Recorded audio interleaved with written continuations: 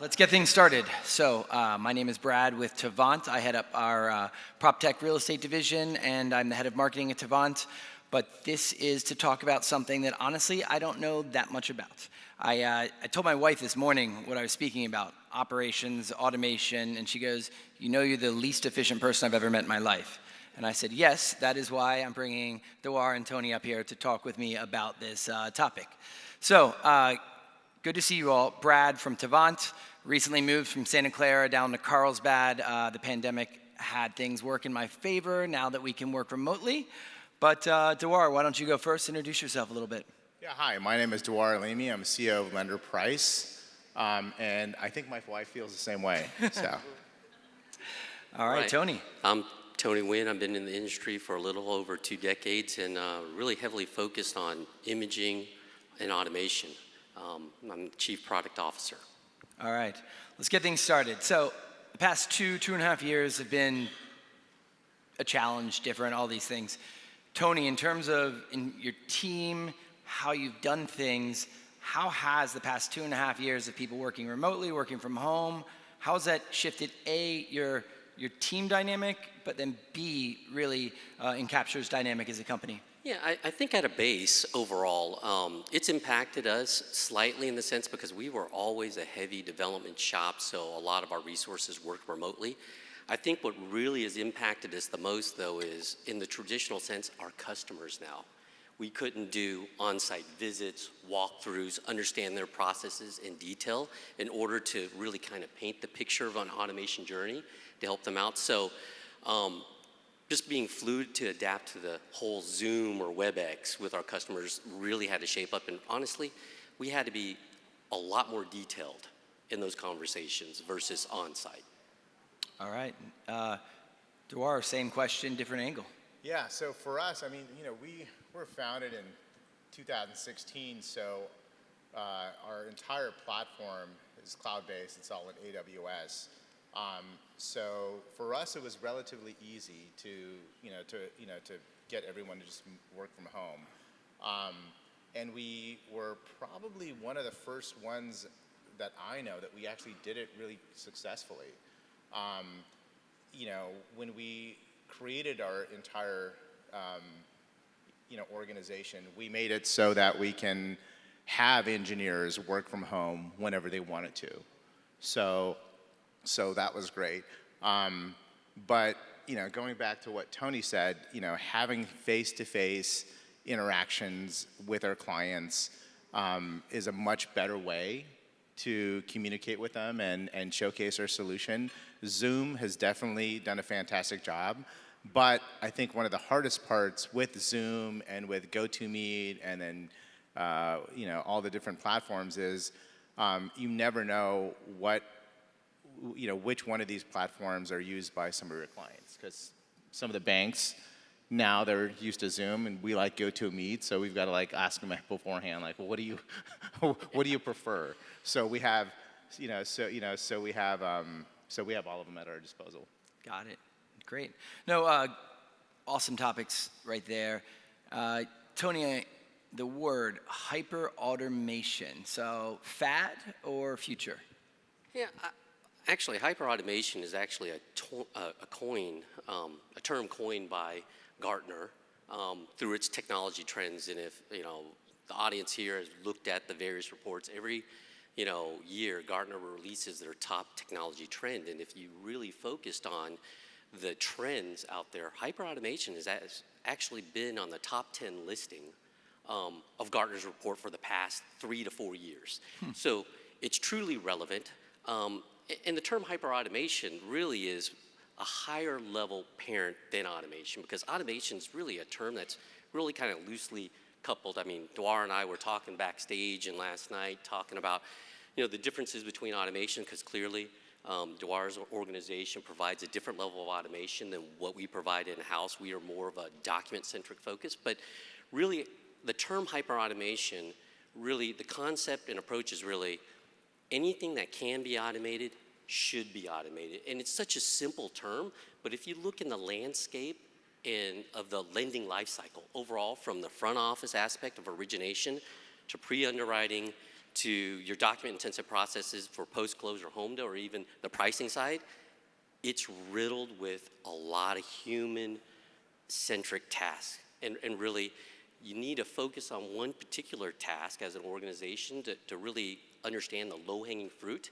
to really automate that component, and then hopefully you can spread that throughout your organization. Got it. Dewar, lender, price. Two key words there, lender and price. Let's throw the word automation in there. What is automation actually doing to the price of a loan these days? Yeah, so if you look at our organization, I mean, like, automation is one of the things that I think I push all the time. If you look at our back end of our application, if you look at legacy pricing engines today, there's still a lot of manual things. Like, it's amazing how oftentimes I hear, lenders that use these, legacy systems, and they go, well, how do you deal with price concessions? We use email. So how do you automate that? So what we do is that we automate, most of our backend is, automated. A lot of the features and a lot of the functionalities that our pricing analysts perform today is automated. We use a thing called natural language processing in order to add rules, loan level price adjustments, eligibility rules, MSR, margin management. That's automated. We also work with our clients and banks to figure out how we could actually ingest LLPAs, margins, et cetera, in an automated fashion. So for us, it's all about automation, because as an organization, we're much smaller. And the question is, how do you manage products, pricing, and eligibility for 200 plus lenders with such a small team? The only way that we can do that is through automation. All right.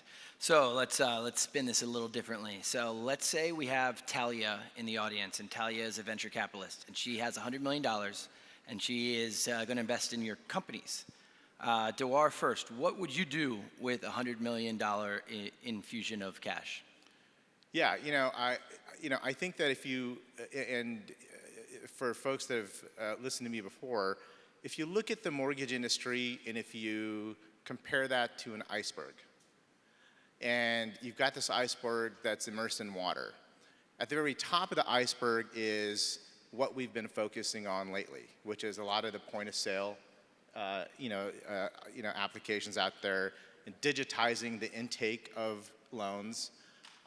What we haven't really tackled is everything that's underneath, the fulfillment, the manufacturing side, because that's what drives the cost of loans up. The last couple of years when the refi, during the refi boom, underwriters were getting, signing bonuses. Loan officers were getting signing bonuses. There were, and that piece alone, you still need a lot more digitization, and you need to figure out how do you streamline that process, because when you do that, you can lower the cost of loans. Compliance has increased it, regulations have increased it, technology has decreased it, but we need a lot more. Yeah. Tony, same question. Talia's got $100 million for you.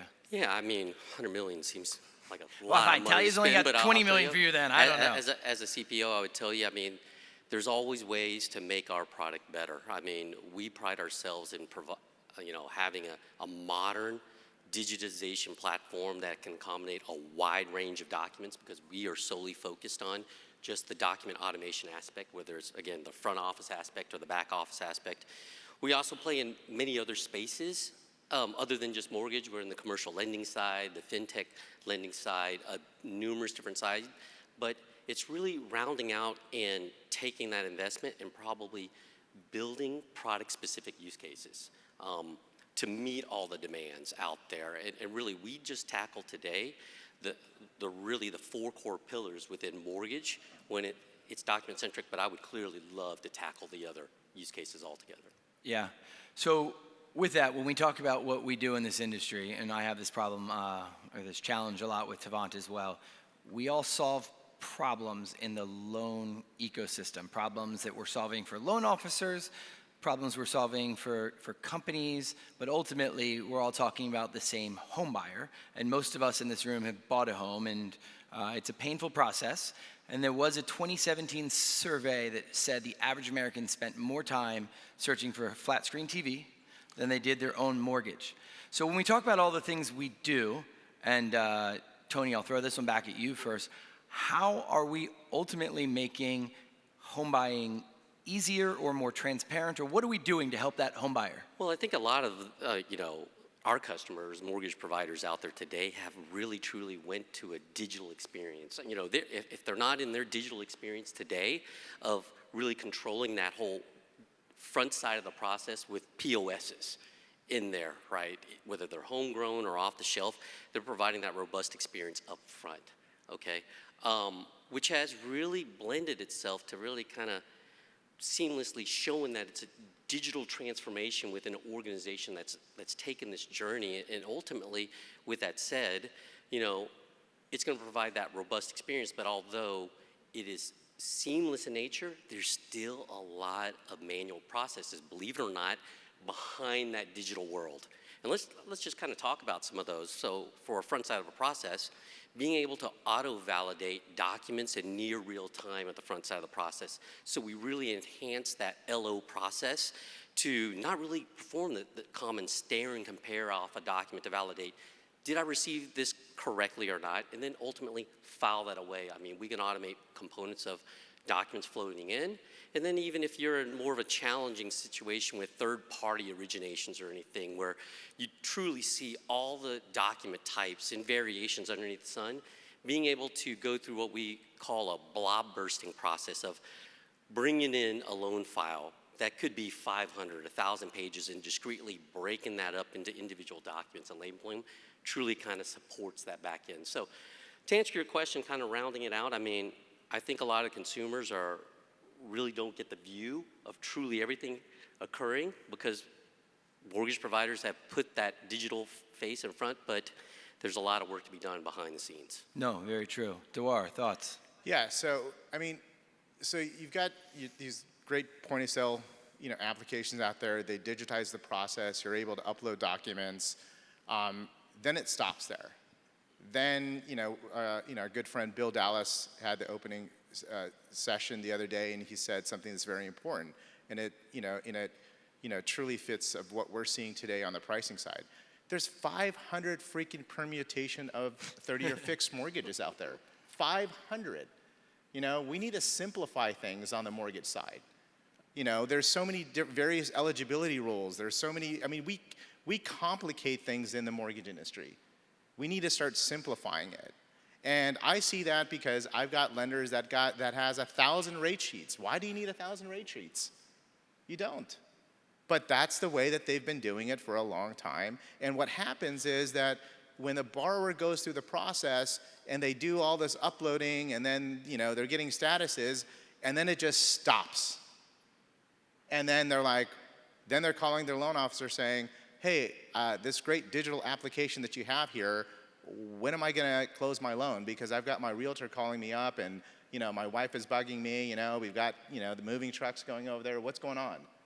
Well, we're still trying to figure out how to qualify you. We're still trying to figure out whether or not you can get a loan. So again, I still go back to the whole fulfillment side of things. We need more innovation there.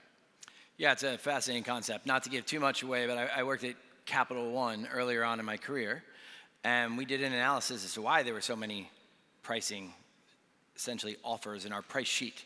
And when we really dove deep into it, we realized that there was a woman, and that was her job, and she had a whole team. And if that team didn't create it, that team was worried that they wouldn't actually have a job.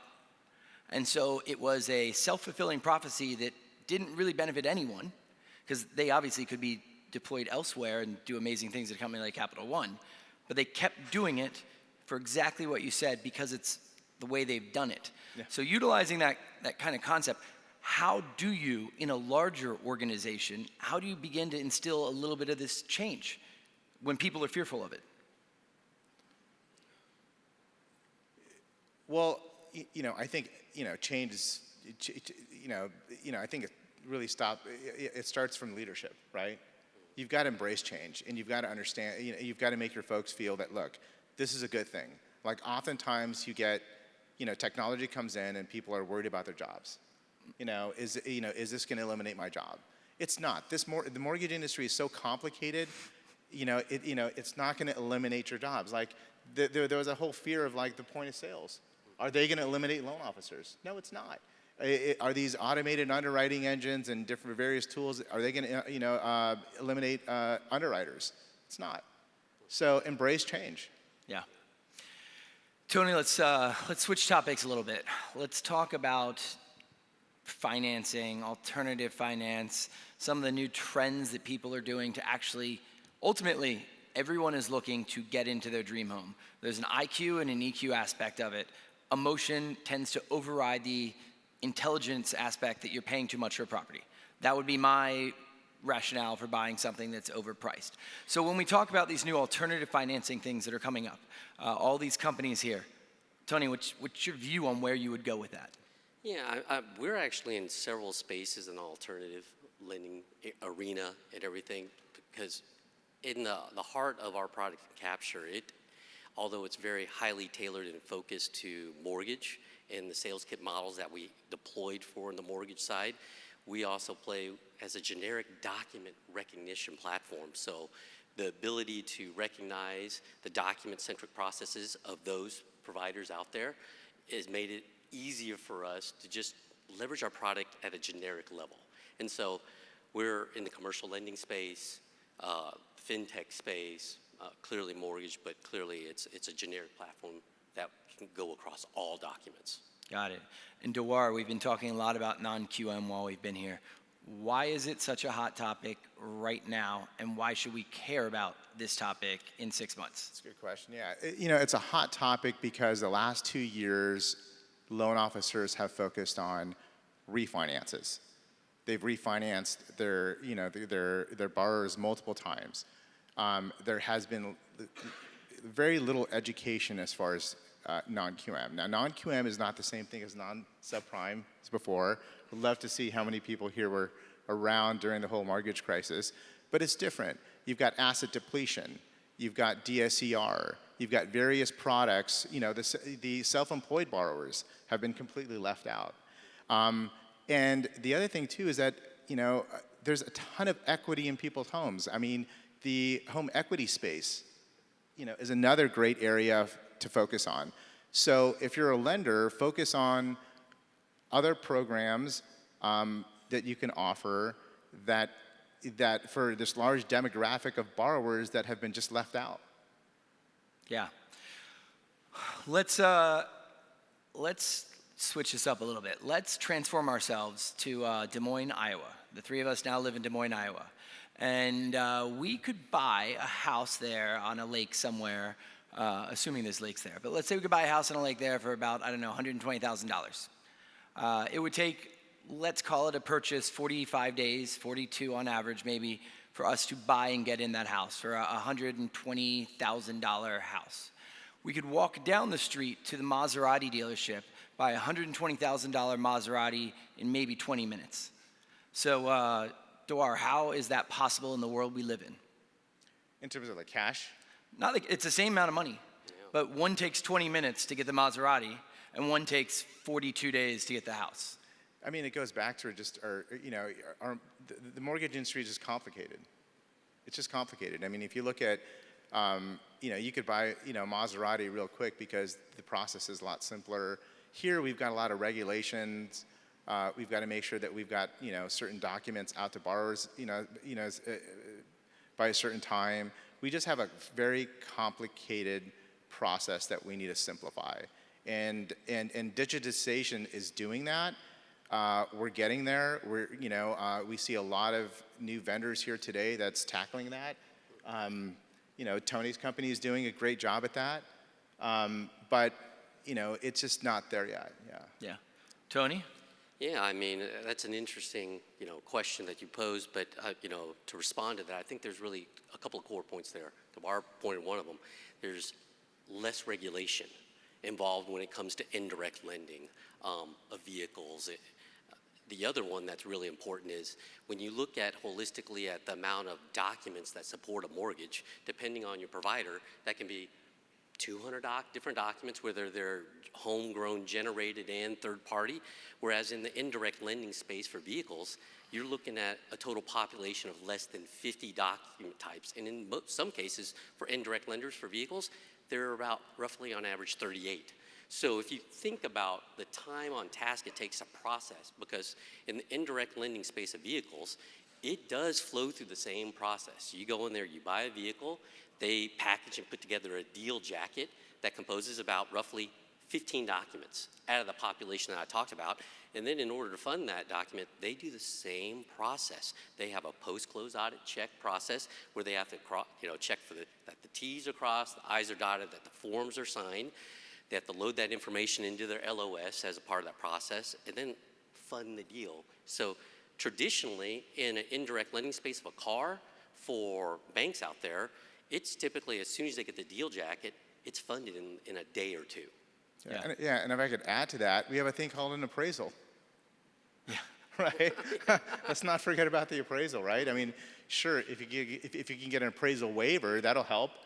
But, that doesn't happen often. But you still have to have it. So, there's several vendors out there that's tackling that space. It's a good space to tackle. So let's talk about the lender sphere for a while right now. So we all follow Housing Wire and a million other publications, but Housing Wire has put a lot of articles out lately about lenders reducing their staff, reduction in force. We could call it being more effective and efficient. Others look at it as layoffs. So, Tony, how do we think we see this shaping out over the next 18 months? Yeah, it's actually, it's probably shaking up right now as you think about it. Interest rates are going up. Many of the C-level suites, the CEOs that I speak to on a regular basis, I mean, the one thing that's very common, and you probably heard it time and time again, is this mortgage profit compression and how that really is impacting you. And if you read all the articles out there, there's two big points on what really causes this whole mortgage profit compression and being lean about this process. And the first one is, the government and regulations continue to come down regarding do more things. I mean, I think everyone here probably remembers when HOMDA was actually mandated with you and having to report a LAR back every year. And, that creates additional overhead for you to perform your 110 data points in a manual stare and compare process. And then along with regulations, you're having to compete against competition out there in order to keep this trim. And one of the big aspects in order to resolve this is, first and foremost, you have to look internally into your own business processes today before you layer on automation. That is really our recommendation, because you have to fix your foundation first to understand that you're well tuned before you embark on this journey of automation. And then you can do things by adding automation that will provide the same level of services that employees, whether they're in the back office doing a post-close audit check or the home side of things, having a platform being able to automate those manual stare and compare tasks against your LOS, and then really either providing a report back to you to show the deficiencies, where then workers now can really focus on the key task of determining what is wrong with the loan file instead of going through the mundane tasks. Yeah, no, very fair. Dewar, what would you add? Yeah, and I think right now is really start evaluating your tech stack. If you got something that's legacy that requires more people to manage, maintain, figure out if there's another solution that can resolve that. It's everything from the LOS. I'm gonna have a shameless plug here for Incelerate. Incelerate does a fantastic job at actually communicating all this information back to the borrower. Great CRM, but it's really reimagining your tech stack, reevaluating it, figuring out, okay, look, I've got to lay off X amount of people. What can I do? Does my current technology allow me to do that? Do I have to keep all these, these individuals? And if I do lay them off, what's that going to do to customers, to customer service? Are we going to be able to provide good customer service? And if you are not, and if there's a solution out there, get a demo. Yeah, no, good question. So let's talk about people and what we would do with engineering resources. So at Tavant, we have a slightly different scope, so to say. We have 3,000 people that code in 3,000 engineers. They're either in Dallas, Texas, or Bangalore, India for the most part. But when we shift people from a project, we have other projects lined up. So in addition to everything Tavant does, we also have like Disney Plus that they built and things like that. If you had to shift, or said differently, if you could double your engineering staff, your coders, not management, your actual coders today, Tony, what would you do with them? You know what? I think my first priority would really be able to provide a robust SaaS-based platform.